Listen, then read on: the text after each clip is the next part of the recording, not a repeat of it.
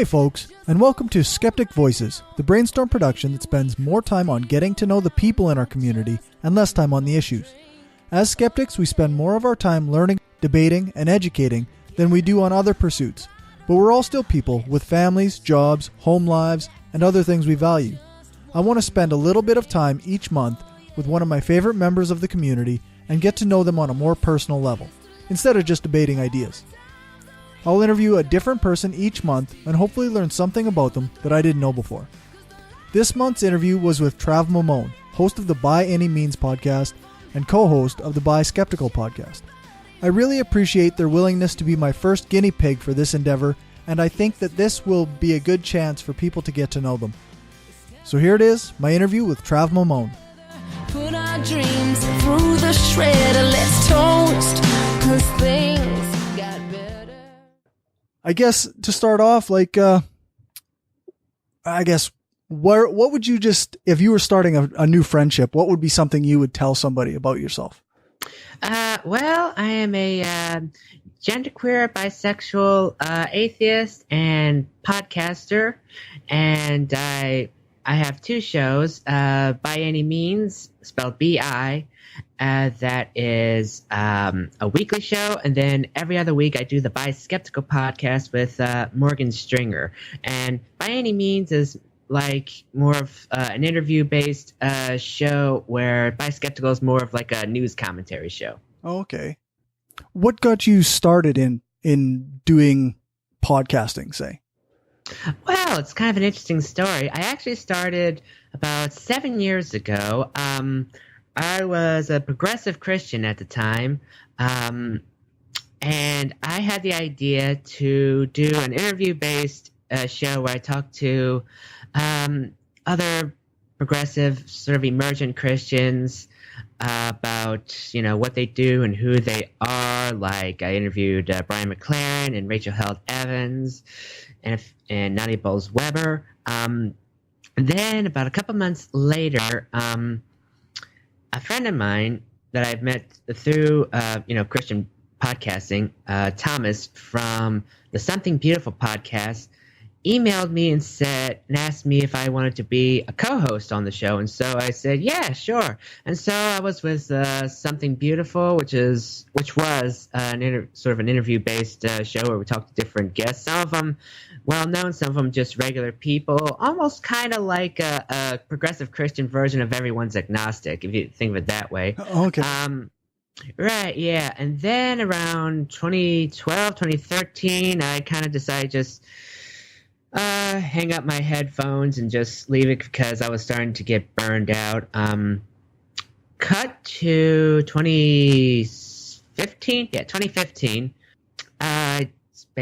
I left Christianity and started blogging about atheism and social justice and secular humanism. And as a way to sort of, promote my blog, I would do like written interviews with different people that I liked. And one of them was Alex Gabriel, who doesn't do a lot of blogging nowadays. He does Godlessness in Theory, which I think used to be on Free Thought Blogs, but now is on The Orbit. Okay. And but he wanted to do a Skype call, and I thought, well, instead of recording that and try to transcribe everything, why don't I just start a new podcast? So yeah, the By Any Means podcast was basically originally meant to be just a podcast supplement to the blog, but unfortunately, fortunately, maybe not unfortunately, but fortunately, a podcast immediately got way more success and way more subscribers than the blog did. And so, I still blog from time to time, but that's how I started podcasting. So you said you were leaving religion. So you were religious before?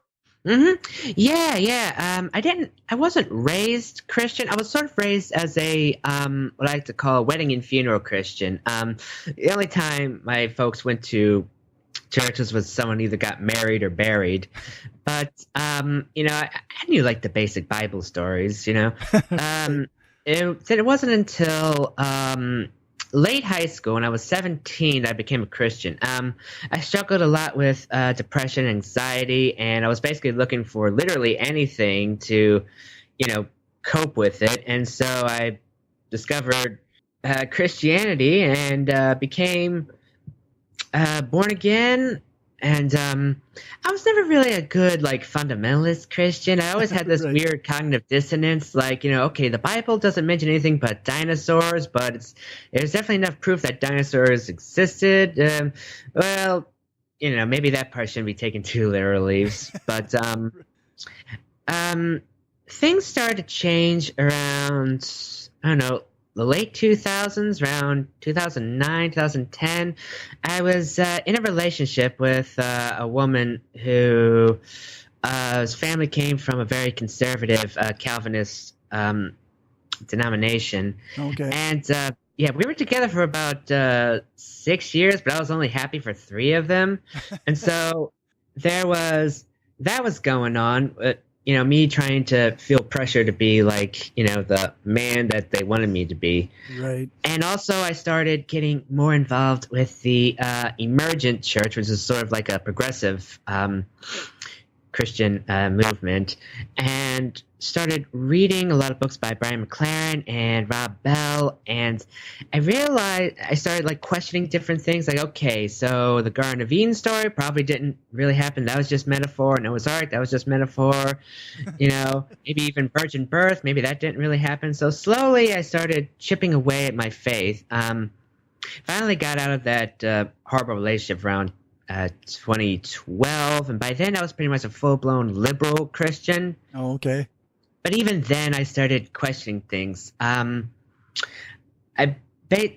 cliched as it sounds, Richard Dawkins was instrumental in my deconversion. Yeah. Although it wasn't the God Delusion that I read first. It was The Magic of Reality that I read first. Nice. Because I was getting really interested in science. Because I think at the time I was thinking about writing an ebook about how, God reveals himself in nature. And so I thought, let me just read some biology books that sort of where I can, I don't know, find little metaphors in nature about God. So I read Magic of Reality, and he was saying how, there's no magic and hocus pocus in the world. Everything beautiful can be explained through science. And so that sort of planted a little seed of doubt in my head. Right. And then I think I watched a debate. It was Dawkins, Daniel Dennett, Francis Collins, and Ben Carson, and they were debating. Yep, it's true. It's just pretty. That's not really a fair fight, is it? Right. Well, I mean, I didn't really expect Ben Carson to be intelligent, but No. I was actually expecting Francis Collins, who is a biologist who definitely accepts biology as a scientific fact, and Right. Yeah. says but doesn't believe in creationism, or at least young Earth creationism, but still a Christian. And so I thought that Collins's arguments were going to basically, he was going to like mop the floor with Dawkins, but Right. Dawkins kept saying, well, I look for evidence as a scientist, so where's the evidence? And I was like, evidence? Well, let me get back to you on that one. And so I just started studying more and more, and eventually got to the point where, like, I was deconstructing my faith so much that one day God just disappeared. Yeah. That's pretty interesting, actually. I have Hitch was kind of instrumental in my stuff. I mean, all the Four Horsemen are now, it's a cliche, right? But but yeah, Hitch was mine, and it was lots of those debates. Like, it always, I don't know. Now that doesn't seem to work as well with people. Maybe, I don't know, and that's why I think I read some article about the whole street epistemology thing. They called it new atheism, but I don't know. I think that's just the press trying to latch on to Yeah. trends and whatnot. Whether or not street epistemology will work in the forefront, I don't know. But speaking of Hitch I kind of got into a lot later, because when he was alive, I just thought he was a pompous asshole. But then when I deconverted, I started listening to a lot of his stuff, and he actually had a lot of brilliant things to say. Yeah. At the end of the Bi Skeptical podcast, I always play a clip of a debate he did with Dinesh. I can't pronounce his Dinesh name. D'Souza. Yeah, Is that him. the guy? Yeah, and Dinesh says at one point, in Christianity, you have the idea that morality is intentional. If you contemplate the sin, Christ says, in a sense, you've already committed it. And Hitch just jumped right in and said, thought crime, thought crime. You know what you're thinking, and we can punish you for it. Right. And when I saw that, I was like, oh, that makes a lot of sense, because Sure. it seemed like when I was a Christian, even though I read all the nice Christian books like Brennan Manning and Henry Norwin, I think his name was pronounced. All these authors have talked about how we're all beloved children of God and that He loves us no matter what we do. But then I would read the Bible and Jesus would say things like, "Go and sin no more," and if you look after a woman to lust after her, you've already committed adultery with her in your heart. And there was another one I was just thinking about this morning, but by their fruits you shall know them. And so I kept thinking to myself, okay, so it's not really totally salvation through grace, is it? Right. It puts a lot of pressure on me to be perfect, doesn't it? Yeah, you got to follow the rules just right. Or Mm-hmm. Yeah. So you mentioned being in a bad relationship. How did that get started? Like, where did you meet the person, and how did that go? It was about 2005, I think. I was basically on a Christian dating site, and she expressed interest in me. And I would say at first I wasn't really physically attracted to her, but I don't know. I kind of do this weird thing in relationships where, or at least I used to, I'm not so much anymore, where I would be so lonely, so overwhelmed with loneliness that as soon as someone expressed any interest in me, I would sort of be like, okay, I guess this is what God has in mind. Okay. God has a weird sense of humor, but I don't really have any other options. And so we started dating, and about a year later, I proposed to her. Oh, wow. Yeah. And we were planning on getting married within a year of the engagement, but we kept putting it off because of financial reasons. And also, I was, basically unconsciously, I knew I really wasn't interested in getting married. It was more like, okay, I'm in my 20s. I'm, quote unquote, a man, even though it took me years later to realize I'm actually not a man. I'm transgender. Right. And so this is basically what you do, right? You meet a girl, you settle down, have kids and all that stuff. But, and also we didn't really seem to really click. We had a couple of moments where we sort of clicked, but other times our personalities were just totally different. So that does make things a little difficult. Mm-hmm. My ex-wife and I, we used to joke that we're only together because opposites attract, because we literally had not a single thing in common interest. It's one of those things. So I guess something that I'm kind of curious about is how did you reach that point where you knew or could recognize that you don't identify as a man anymore?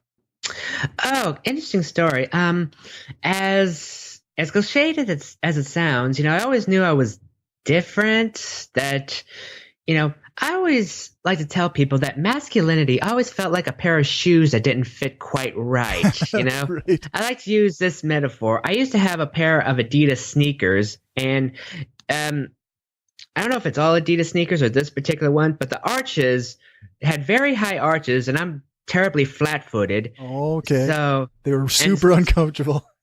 Right. They were, but I desperately tried to make it work because, hey, they look cool and this is the kind of shoes I'm supposed to wear. But then after all, I was like, no, it's not working. But I also being a woman, claiming womanhood never really fit either. And so I just thought, oh, I'm just an androgynous person. Until around 2012, 2013, I discovered the word genderqueer. And it was a YouTube video, and the person described it as being kind of both a boy and a girl at the same time. And I was like, oh, there's a word for that? Okay, yeah. Right.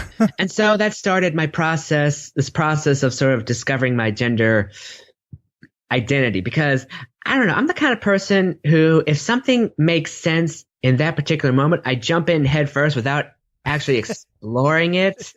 It feels right, so this must be the truth. So I didn't want to like claim the label and like end up it being just a phase. So, Right. it took some time to really explore my gender presentation. Like I started painting my nails, shaved my beard off, started growing my hair long. Right. Started, let's see here, wearing jeans and t-shirts from the women's department at Target. Started going by they, them pronouns, started wearing makeup. And the more I changed my presentation, the more it felt comfortable to me. So yeah, but it's still kind of weird being that I kind of lean towards femininity, but I don't feel like I have enough femininity to claim womanhood. Okay. And so it's kind of like, okay, so where do people like me fit within the general narrative, the general discourse, Right. Cause yeah, no matter how much we're still fed that binary first, like our whole lives, right? Upbringing and whatnot. Right. So it's probably, I don't know. I can't say that I understand what it's like, but it must seem weird just to not fit what other people expect, I guess. Oh yes, definitely. So yeah, so what is genderqueer? Like, I know I've heard a lot of people kind of define it in different ways, but I'm still not sure I really understand it. Okay, sure. Well, it's sort of a catch-all term. Genderqueer and non-binary both sort of like catch-all terms for people who don't fit within the gender binary. There are other sort of sub-labels in the umbrella, like, there's bigender for people who feel like they are literally both a man and a woman at the same time. There's agender for who feel like, no gender identity really defines or really like sort of, defines who they are. There's gender fluid for people who feel like they kind of go back and forth between masculinity and femininity, et cetera, et cetera. There's also Two-Spirit and Native American culture, although it's usually you're kind of discouraged from claiming that label unless you actually are indigenous. So. Right, yeah, I've heard a few people talk about that, but it's very rare that I hear anybody who's not indigenous already kind of taking that on as a label. Right. And so the way I like to describe being genderqueer, or at least my experience being genderqueer, is this. If you mix red paint with yellow paint, you don't get, the result isn't, you wouldn't call the result half red, half yellow, right? You call it a brand new color, orange, right? So that's basically how I feel about my own gender identity. It's a mixture of masculinity and femininity, and mixed to the point where it creates something brand new. Right. No, that's a really good metaphor, I think, because depending on how much red and how much yellow you got a different type of orange, and there's a spectrum of color there even between those. That's really cool. So I guess we kind of touched on, you were raised as a boy, right? Mm-hmm. Yes. So how was your childhood? Was it just a standard suburban upbringing, or like with religious parents? Well, it was kind of interesting. I should say that my dad bailed out on me and my mom when I was about 10 months old. Yeah, so I don't remember them ever being married. He would visit from time to time throughout my childhood, although his visits became, fewer and farther between as the older I got. He was, kind of living the sort of rock and roll lifestyle, even though he was never in a band or anything like, nor even musically inclined, but he definitely lived a rock star lifestyle. And so I guess probably he came to visit me only when it was convenient for him or something like that. So, after they split, my mom and I moved across the street to my maternal grandparents' house, where I basically lived for about a good 19 years until my mom remarried. Excuse me. Overall, it was okay. I did have a lot of emotional problems growing up. it was funny. Like when I was a kid, I would literally get upset at the drop of a dime. Okay. But because I didn't know how else to express these deep emotions that I felt.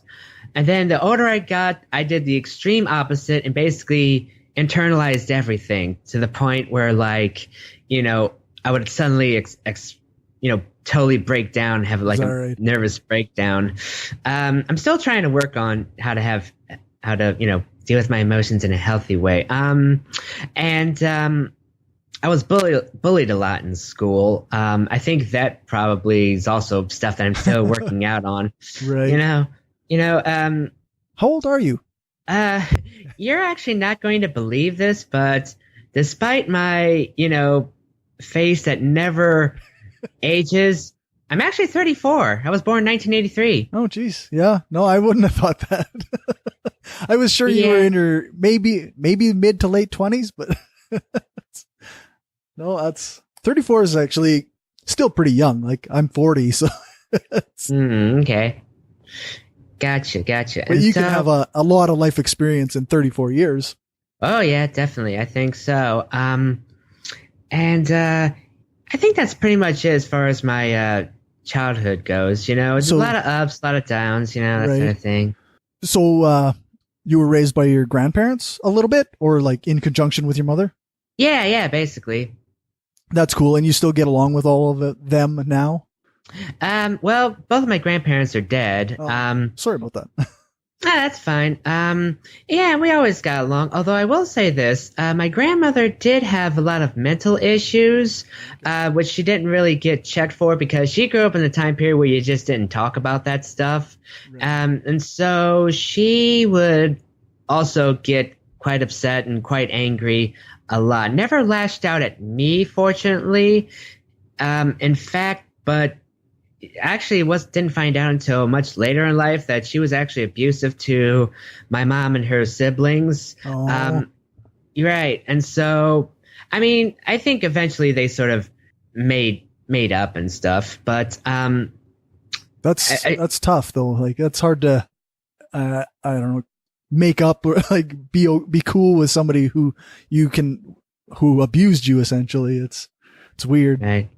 Right. Well, I don't really ask that much. She basically just wanted to keep me sheltered from all of that. Although, in fact, I didn't realize till also later on that we never really had any money growing up because my mom always chose part-time jobs so she could be home in time just to make sure that, Grandma didn't do anything to me, which she never did. I think I kind of lost my shit more than lost my shit to them more than she did to me. But yeah, it's kind of a weird thing. My family. It's like the older I get, the more I discover the skeletons in my closet. Yeah. Maybe it's because my mom kind of realized she didn't want me to go through the same stuff she went through.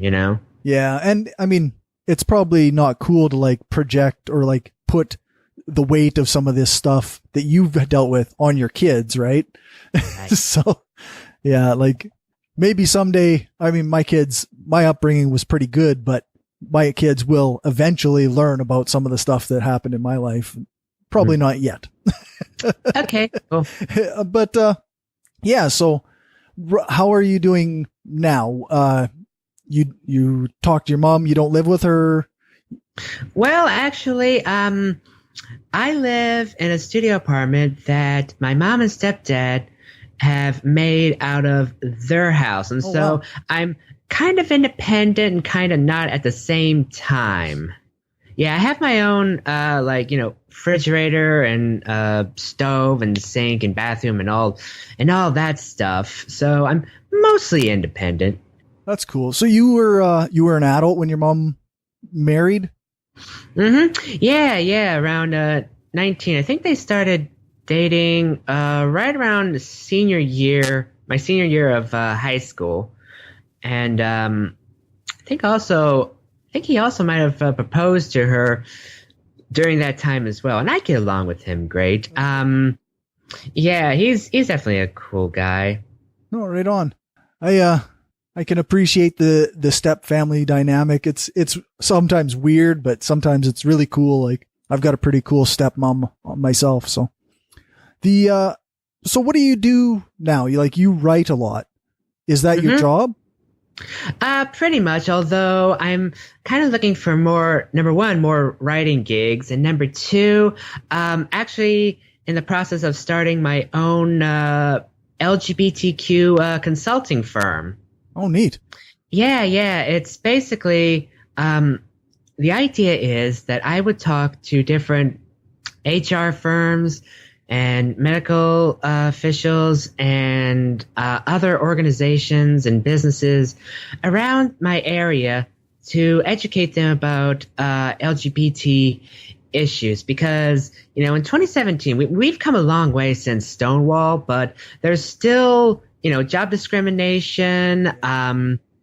Let's see here, medical officials who don't really know how to deal with trans patients. There's that whole thing about the trans broken arm syndrome, where you go in for something simple as a broken arm, which should have absolutely nothing to do with your gender identity, but they're still kind of like hands off on this one. Jeez. Right.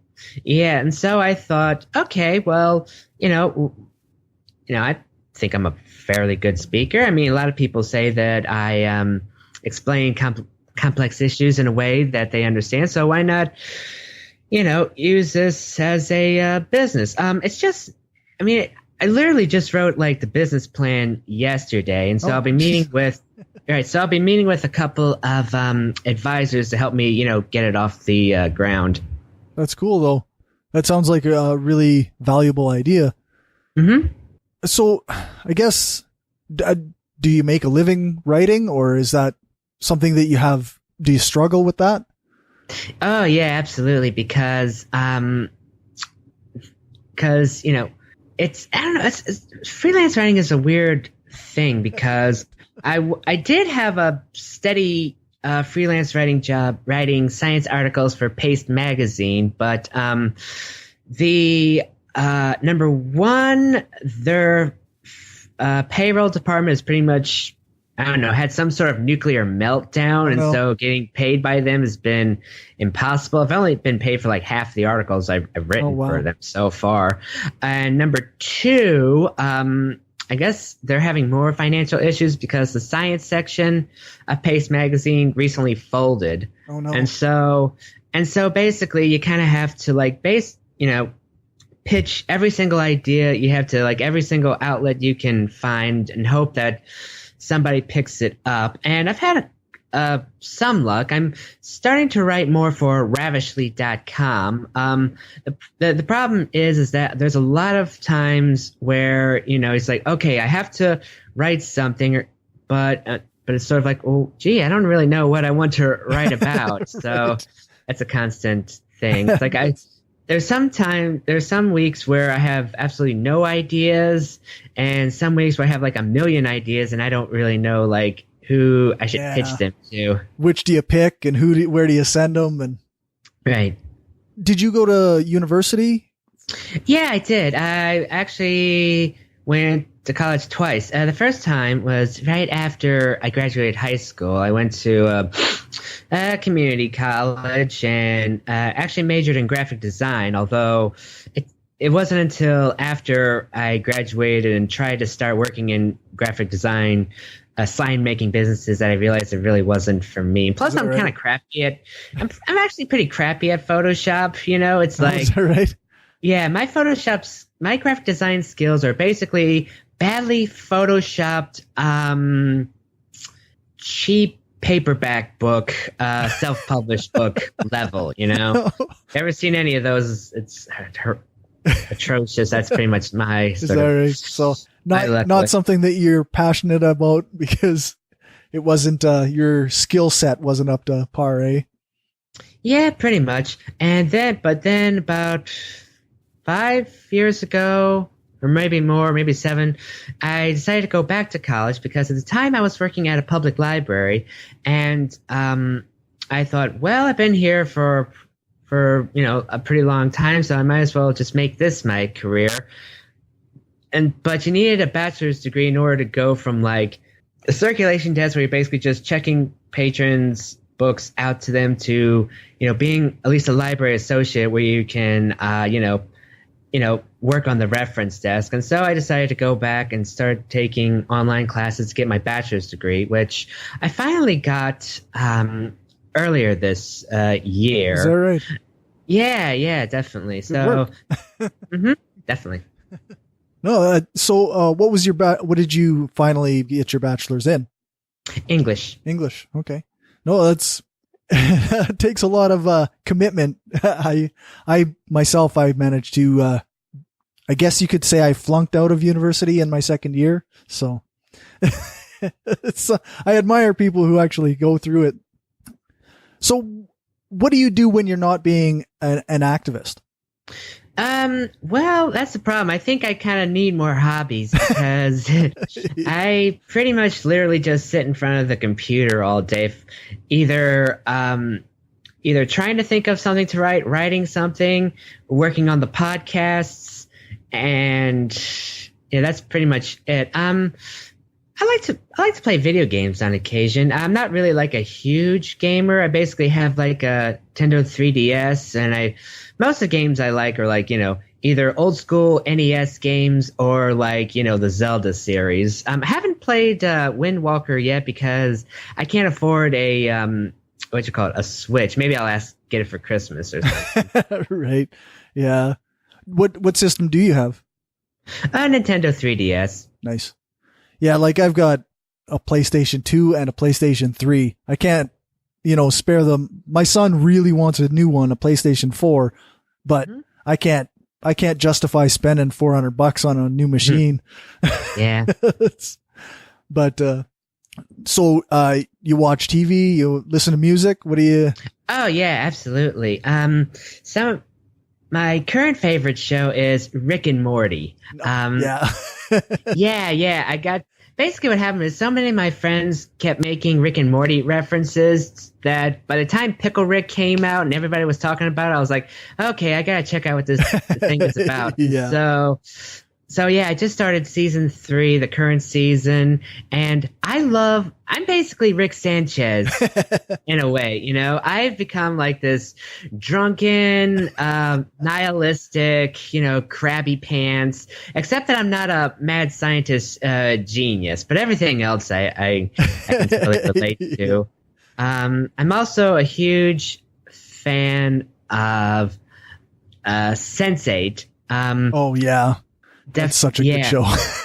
Oh yes. The first time I saw Nomi Marks, Jamie Clayton's character, I was immediately hooked. So I was like, oh, that's one of me. That's me up there. One of us up there representing. And let's see here. And not in a caricature way, like right, exactly. A genuine way. Like all the characters actually are like, I love how fully fleshed out every individual character is on that show and the way they interact, and the whole thing is just amazing. Like, yeah. It took a while though, I think, for them to fully flesh out all the characters. At least I remember for the first couple of episodes, I was still trying to figure out who everybody was. But once everyone's storyline was developed and I think that was like the same time everybody realized they're all psychically connected to each other. So that's when it really picked up steam. As far as other stuff that I like to do, well, you mentioned music, and I am like a huge music nerd. Right. Are you a music snob? A little bit. I mean, I try not to shame people for liking music that I don't like. Like I hate Nickelback, but I've learned not to shame people who like Nickelback. Right. My taste is pretty, I guess, hipster-ish. Like, I like a lot of sort of independent bands. Like one of my favorite bands that unfortunately is no longer together. They were only together for like a couple of years and then they broke up, was a band called Gloss. It was a transgender punk rock band. They sound a lot like Black Flag if they were led by a trans woman. Oh, nice. Yeah. They released They only released like 2 EPs though. Their demo EP and then this one, their latest one they released last year called Trans Day of Revenge. But unfortunately, they broke up late last year because they were starting to get more mainstream press, and that was really, triggered a lot of, anxiety attacks for them, and so they decided to just disband. But at least we got about a good 7 minutes of music from them. Right. Yeah, I notice on your Facebook you often post not often, but sometimes you'll post lyrics from like Henry Rollins Band or Suicidal Tendencies, just stuff that like that came out when I was in junior high, and I'm just fucking A. It's nice to see other people that like that stuff. Oh, yes. Yeah, I tend to express a lot of my emotions through memes. And so when I feel like, my mental health issues are like really bad and I feel like I'm losing my mind, for some reason, I've used Suicidal Tendencies song Institutionalized as like my sort of outlet for expressing to the world that, I'm having a really tough time and feel like I'm losing my mind. So note to anyone listening, if you see me say all I wanted was a Pepsi on my Facebook wall, it's not because I'm thirsty. No, that's right. That's such a good song. You and Chris and Jeremiah sort of started a podcast about music, didn't you? Yeah. It was called The Spinoff. We only did 2 episodes. I'm not really quite sure if I want to continue it or not, because I don't know, for some strange reason, reviewing music is a weird thing for me because I don't really know how to describe it in words to the audience. Like, I used to write music reviews for a local publication, and that's since folded, but I found out that it was really hard for me to like really sort of describe the music in a way, because basically what I was doing, I was trying to like translate how it sounded with words, and it's nearly impossible to do that, mostly because I don't know a lot of I'm not a musician myself, and so I don't know a lot of musical terms. Like, it took me a long time to realize that syncopate did not mean what I think it meant. So right. What does it mean? Oh, you know what, I'm still not sure. I think it's 1, 2, 3, 4 or something like that, or maybe it's, I don't know, maybe I'm totally wrong. I've never Let been the drummers in the audience figure that out. Yeah, I've never been big on like the details of, like, I don't know about making music. I know how music affects me, and I know what I like to hear. So it's I can't say like, oh, it's because the musician uses these chords or this particular key that it has a lot of, it has such an emotional impact on you. It's like, yeah, I don't know that. All I know is I like what I like. Right. Yeah. Do you listen to the Geologic podcast at all? No, I don't. He's a musician. Like, George Schraub is a great musician, and he sometimes will get questions and he'll break down the exact technique of the music. And it's so over my head. Like, it's fascinating to listen to, but I have no idea what he's talking about. Okay. Cool. But yeah, it's pretty neat anyway. Yeah. So I guess, what do you kind of think you'll be doing in the future? Like, assuming the world lasts 5 years, what do you see for yourself? Well, hopefully, I'll be, continue what I'm doing right now, trying to, start conversations about LGBT rights and secular humanism and social justice, That's awesome. It's nice to have people doing that. Like, I mean, yeah, it seems to get a lot of pushback. So I think that's an indication that you must be doing something right. Maybe. Yeah, I guess so too.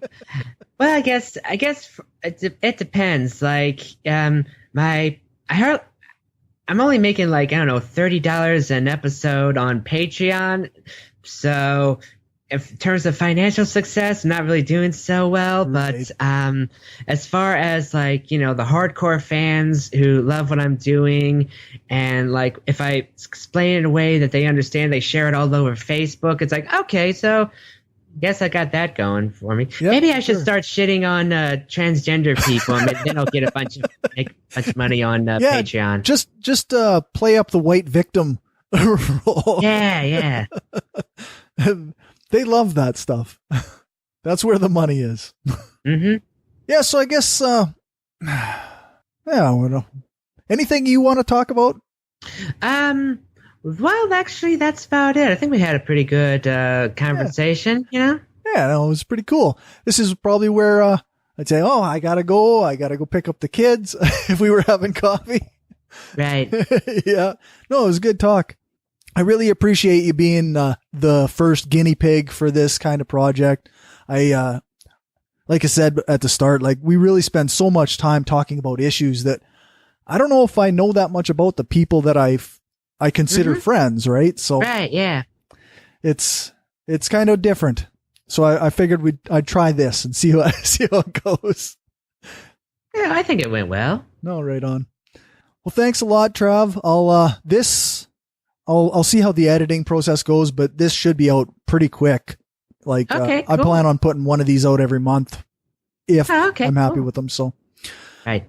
well, have yourself a great day, and thanks for joining me.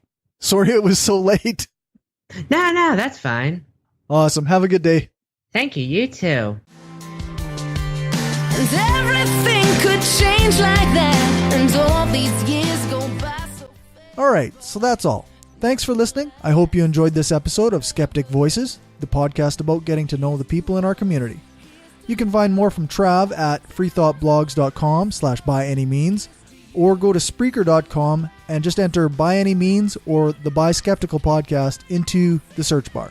If you want to hear more Skeptic Voices, you can subscribe on iTunes or Stitcher or your favorite podcast player. Or you can just stay subscribed to Brainstorm, because this will now be out on that feed regularly. I'm also going to start uploading the Hardcore Skeptic series to this feed, the Brainstorm feed, starting with the first episode, and then putting one out every 2 weeks. This is going to require more storage space on Libsyn, so if you want to help me out with that, you can by becoming a patron at patreon.com/brainstormpodcast. I'd love it if you could go and rate all my various podcasts and give me a review on iTunes or Facebook or anywhere else that you rate things, and share the hell out of all the shows. I always feel like we're not reaching enough people and we need to share more to help spread the word. If you let me know where you shared the show, then I will give you a shout out in the next episode of Brainstorm. Check out the show notes at thebrainstormpodcast.com or on Spreaker under Brainstorm Podcast or Skeptic Voices for this particular project. I think that's everything. Thanks for listening, and remember, the truth matters, but so do people.